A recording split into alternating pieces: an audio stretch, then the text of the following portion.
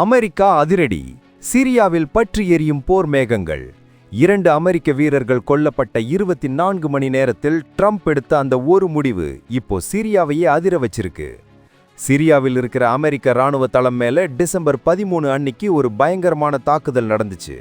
இதுல அமெரிக்க வீரர்கள் உயிரிழந்தது பென்டகனை பயங்கர கோபத்துக்கு உள்ளாக்கியிருக்கு. சும்மா விடுவாங்களா?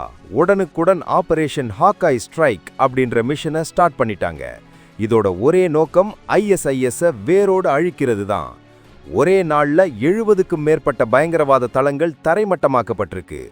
F-15 eagle jet, Apache helicopter, HIMARS ராக்கெட்னு அமெரிக்கா தன்னோட முழு பலத்தையும் காட்டியிருக்கு. உலகத்தோட ஒரு மூலையில போர் நடந்தாலும் இதனால கச்சா எண்ணெய் விலை உயரும் அபாயம் இருக்கு.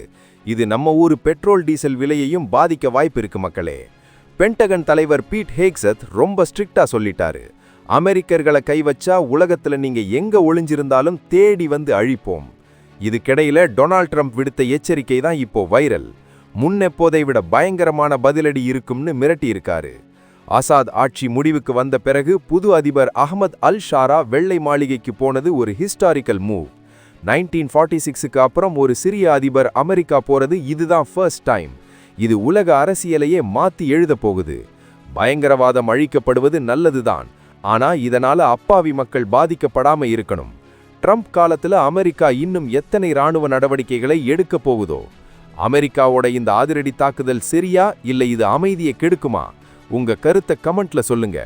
இந்த மாதிரி உலக நடப்புகளை உடனுக்குடன் தெரிஞ்சுக்க தமிழ் ட்ரெண்ட் சென்ட்ரலுக்கு சப்ஸ்கிரைப் பண்ணுங்க.